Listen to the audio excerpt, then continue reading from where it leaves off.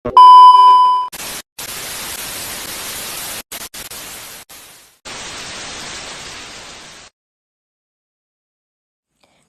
ini kami akan menjelaskan tentang metode efektif dalam pembelajaran akidah akhlak.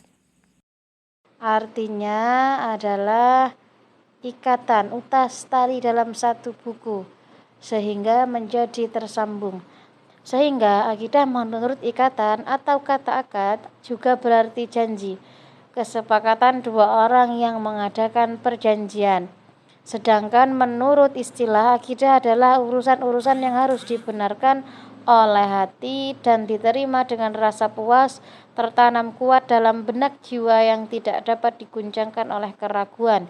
Secara harfiah, Islam berarti berserah diri atau selamat. Artinya terserah diri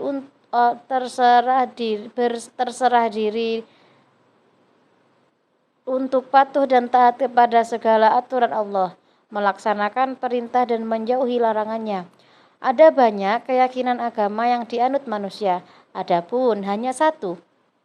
Islamlah agama yang pantas dijadikan pedoman atau peraturan dasar kehidupan kita, sebagaimana firman Allah Quran surat Al-Imran ayat 19. Bismillahirrahmanirrahim. Innalladzina 'indallahil Islam. Artinya, sesungguhnya agama yang diridhai di sisi Allah hanyalah agama Islam. Sumber dan metode mengajar akidah. Sumber-sumber akidah apabila diperhatikan dalam seksama, bahwa sumber atau dasar akidah berupa Al-Quran dan As-Sunnah, dan selain itu adalah fitrah tauhid yang dimiliki setiap manusia karena hidayah taufikiyah dari Allah Subhanahu wa taala. Melalui akal pikirannya akan menyadari bahwa dirinya itu makhluk dan hamba Allah Subhanahu wa taala. Dan manusia ialah qalb yang lebih dalam lagi seperti kaum sufi dalam meletakkan landasan akidahnya. Yang kedua, metode mengajar akidah. Setiap pengajar diperlukan metode-metode agar tujuan pendidikan dapat dicapai dengan baik. Dalam hal ini, metode pengajaran akidah akhlak kami bagi menjadi dua bagian, yaitu yang pertama metode ceramah, yang kedua metode cerita, yang selanjutnya metode tanya jawab, selanjutnya metode widya wisata, selanjutnya metode bermain peran, selanjutnya metode demonstrasi, selanjutnya metode pelatihan sosiodrama, dan yang terakhir ialah metode diskusi. Pengertian akhlak dan tujuan akhlak. Pengertian akhlak. Kata akhlak berasal dari bahasa Arab, jamak dari khulukun, yang menurut bahasa berarti budi pekerti, perangai, tingkah laku, atau tabiat. Kata tersebut mengandung segi-segi persesuaian dengan perkataan khulukun yang berarti kejadian yang juga erat hubungannya dengan khulukun yang berarti pencipta. Demikian pula dengan makhlukun yang berarti yang diciptakan.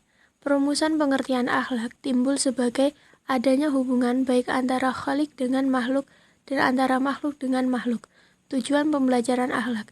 Menurut Barnawi Umari, bahwa tujuan pengajaran akhlak secara umum meliputi supaya dapat terbiasa melakukan yang baik, indah, mulia, terpuji, serta menghindari yang buruk, jelek, hina, dan tercela, supaya perhubungan kita dengan Allah Subhanahu wa taala dan sesama makhluk selalu terpelihara dengan baik dan harmonis.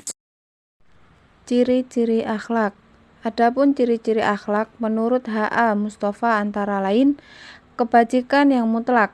Islam menjamin kebaikan mutlak karena telah menciptakan akhlak yang luhur. Ia menjamin kebaikan yang murni baik untuk perorangan atau masyarakat pada setiap keadaan dan waktu. Kebajikan yang menyeluruh. Akhlak Islam menjamin kebaikan untuk seluruh umat manusia, tidak mengandung kesulitan dan memberatkan. Islam menciptakan akhlak yang mulia sehingga dapat dirasakan sesuai dengan jiwa manusia dan dapat diterima akal yang sehat. Kemantapan. Akhlak Islam bersifat tetap, langsung, dan mantap, sebab Allah selalu memeliharanya dengan kebaikan yang mutlak. Metode mujahadah dan riyadhah.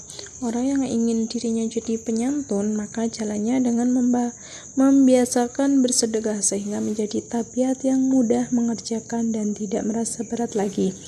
Mujahadah atau perjuangan yang dilakukan guru menghasilkan kebiasaan-kebiasaan baik memang pada awalnya cukup berat.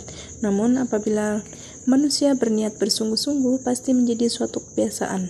Metode ini sangat tepat untuk mengajarkan tingkah laku dan berbuat baik lainnya, agar anak didik mempunyai kebiasaan berbuat baik sehingga menjadi akhlak baginya walaupun dengan usaha yang keras dan melalui perjuangan dan usaha yang sungguh-sungguh.